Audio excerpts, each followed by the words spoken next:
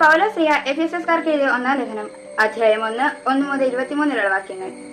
ദൈവ തിരുമനസ്സായതിനാൽ യേശുക്രിസ്തുവിന്റെ അപ്പോസ്തലനായ പൗലോസ് യേശുക്രിസ്തുവിനായി വിശ്വസിക്കുന്നവരായി എഫെസോസിലുള്ള വിശുദ്ധർക്ക് എഴുതിയതും നമ്മുടെ പിതാവായ ദൈവത്തിൽ നിന്നും കർത്താവായ യേശുക്രിസ്തുവിൽ നിന്നും നിങ്ങൾക്ക് കൃപയും സമാധാനവും. സ്വർഗീയമായ എല്ലാ ആത്മീയ വരങ്ങളും യേശുക്രിസ്തുവിനാൽ നമ്മെ അനുഗ്രഹിച്ചവനും കർത്താവായ യേശുക്രിസ്തുവിന്റെ പിതാവുമായ ദൈവം സ്തുതിക്കപ്പെടാനാകട്ടെ. തന്റെ മുൻപാകെ സ്നേഹത്തിൽ പരിശുദ്ധരും നിഷ്കളങ്കരുമായിരിക്കുവാൻ ലോക സ്ഥാപനത്തിന് മുൻപേ തന്നെ അവിടുന്ന് നമ്മെ യേശുക്രിസ്തുവിൽ തെരഞ്ഞെടുത്തു. യേശുക്രിസ്തു വഴി നാം അവിടുത്തെ പുത്രനായി ദത്തെടുക്കപ്പെടണമെന്ന് അവിടുന്ന് തന്റെ ഹിതവും ലക്ഷ്യവും അനുസരിച്ച് മുൻകൂട്ടി തീരുമാനിച്ചു. അവിടുന്ന് ഈ പ്രകാരം ചെയ്ത് തന്റെ പ്രിയപ്പെട്ടവനിലൂടെ നമ്മെ ചൊരിഞ്ഞിരിക്കുന്ന തന്റെ കൃപയും മഹത്വത്തിനും പുകഴ്ചയ്ക്കും വേണ്ടിയാണ്. അവിടുത്തെ കൃപയും സമൃദ്ധിക്കൊത്ത് നമുക്ക് ക്രിസ്തുവിൽ പാപമോചനം അവന്റെ രക്തം വഴി രക്ഷയും കൈവന്നിരിക്കുന്നു. ഈ കൃപയാകട്ടെ അവിടുന്ന് തന്റെ ജ്ഞാനത്തിലും വിവേകത്തിലും നമ്മെ സമൃദ്ധമായി ചൊരിഞ്ഞിരിക്കുന്നു. യേശു ക്രിസ്തുവിൽ വ്യക്തമാക്കിയ തന്റെ അഭിഷ്ടമനുസരിച്ച് അവിടുന്ന് തന്റെ പദ്ധതിയുടെ രഹസ്യം നമുക്ക് മനസ്സിലാക്കി തന്നു. ഇത് കാലത്തിന്റെ പൂർണ്ണതയിൽ സ്വർഗത്തിലും ഭൂമിയിലുമുള്ള എല്ലാത്തിന്റെയും ക്രിസ്തുവിൽ ഒന്നിപ്പിച്ചിരിക്കുന്ന വേണ്ടിയാണത്രേ. തന്റെ ഹിതമനുസരിച്ച് എല്ലാം പൂർത്തിയാക്കുന്ന അവിടുന്ന് തന്റെ പദ്ധതി അനുസരിച്ച് അവനെ മുൻകൂട്ടി തെരഞ്ഞെടുത്ത് നിയോഗിച്ചു. ഇത് ക്രിസ്തുവിൽ ആദ്യമായി പ്രത്യാശ അർപ്പിച്ച നാം അവന്റെ മഹത്വത്തിനും സ്തുതിക്കും വേണ്ടി ജീവിക്കുന്നതാണ്. രക്ഷയുടെ സദ്വാർത്തയായ സത്യത്തിന്റെ വചനം ശ്രവിക്കുകയും അവനിൽ വിശ്വസിക്കുകയും ചെയ്ത നിങ്ങളും വാഗ്ദാനം ചെയ്യപ്പെട്ട പരിശുദ്ധാത്മാവിന് അവനിൽ മുദ്രിതരായിരിക്കുന്നു.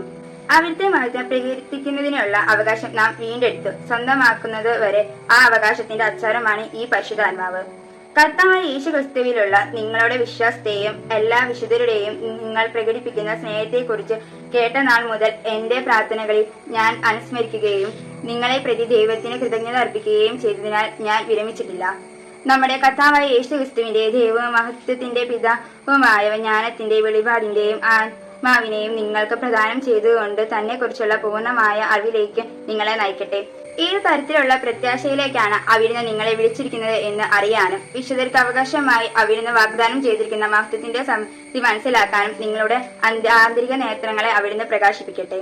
അതുവഴി അവന്റെ പ്രഭാപൂർണമായ പ്രവർത്തനത്തിന് അനുസൃതമായി വിശ്വാസികളായ നമ്മിലേക്ക് പ്രവഹിക്കുന്ന അവന്റെ അപരിമേയമായ ശക്തിയുടെ മഹനീയത എത്രമാത്രമാണെന്ന് വ്യക്തമാകട്ടെ. ക്രിസ്തുവിനെ മരിച്ചവരിൽ നിന്ന് ഉയർപ്പിക്കാനും സ്വർഗത്തിൽ അവിടുത്തെ വലതുവശത്ത് ഇരിക്കുകയും ചെയ്തപ്പോൾ അവനിൽ പ്രവർത്തിച്ചത് ഈ ശക്തിയാണ്. അങ്ങനെ ഈ യുഗത്തിലും വരുവാനിരിക്കുന്ന യുഗത്തിലും എല്ലാ ആധിപത്യങ്ങൾക്കും അധികാരങ്ങൾക്കും ശക്തികൾക്കും പ്രഭുത്വങ്ങൾക്കും അറിയപ്പെടുന്ന എല്ലാ നാമങ്ങൾക്കും ഉപരി അവനെ ഭീഷ്ടനാക്കി.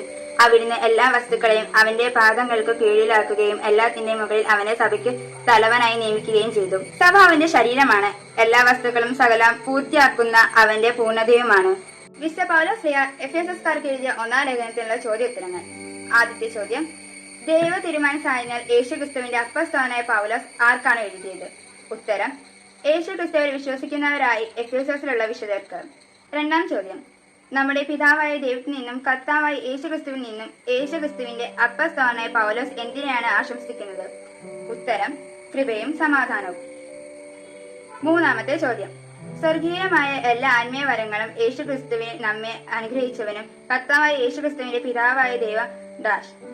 ഉത്തരം, സ്തുതിക്കപ്പെടാനാകട്ടെ. നാലാമത്തെ ചോദ്യം, യേശു ക്രിസ്തു വഴി നാം അവിടുത്തെ പുത്രനായി ദത്തെടുക്കപ്പെടണമെന്ന് അവിടുന്ന് തന്റെ ഹിതവും ലക്ഷ്യവും അനുസരിച്ച് എന്തു ചെയ്യുന്നു?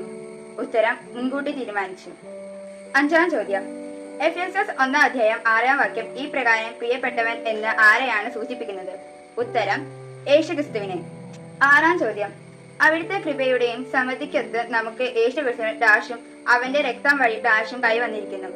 ഉത്തരം, പാപമോചനം രക്ഷയും. ഏഴാം ചോദ്യം, അവിടുന്ന് തന്റെ ജ്ഞാനത്തിലും വിവേകത്തിലും നമ്മെ സമൃദ്ധമായി ചൊരിഞ്ഞിരിക്കുന്നത് എന്ത്? ഉത്തരം, കൃപ.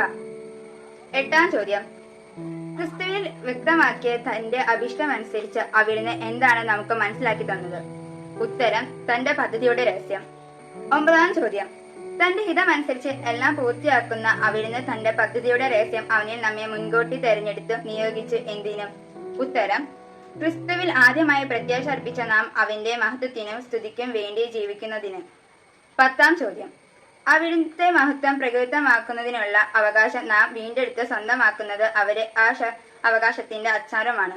ഉത്തരം, പരിശുദ്ധാത്മാവ്.